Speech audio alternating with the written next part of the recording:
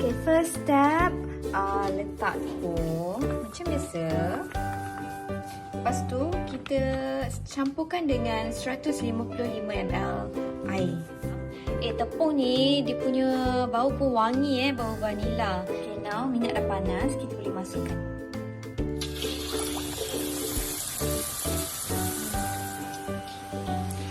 Aroma is very very nice. Saya tak sabar sebab sedap. Panas.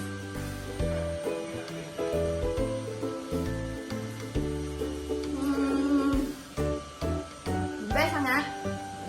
Dia rasa wangi vanila tu macam kita makan pisang goreng yang aiskrim vanila. Sedapnya.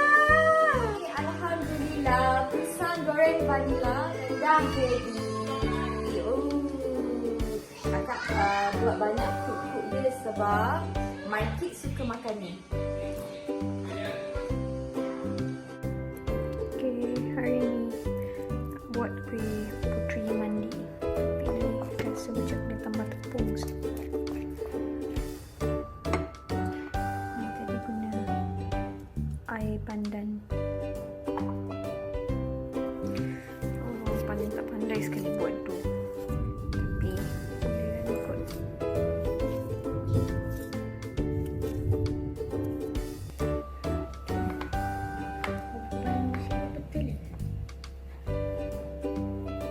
Is this too much?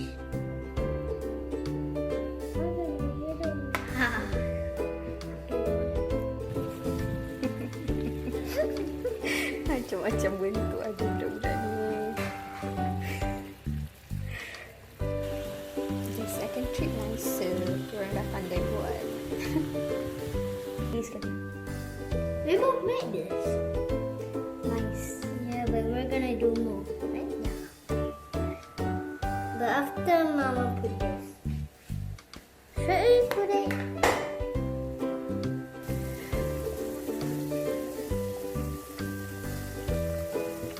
Okay, dalam ni tadi ada gula anau. Lepas tu bila dah cair dengan air dan daun pandan, ada daun pandan sikit kan. Lepas tu letak kelapa parut, kelapa muda.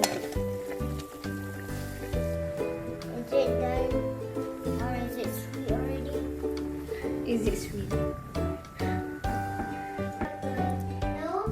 Pasti dah tak sabar dah.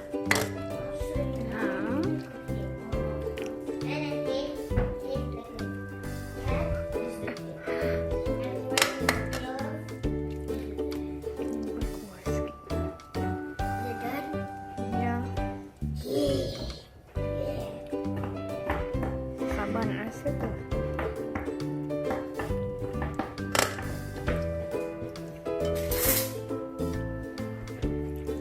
Do it first. Ya, hold on. Basi ni tak sabar.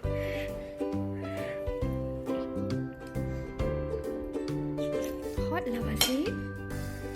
Is it nice?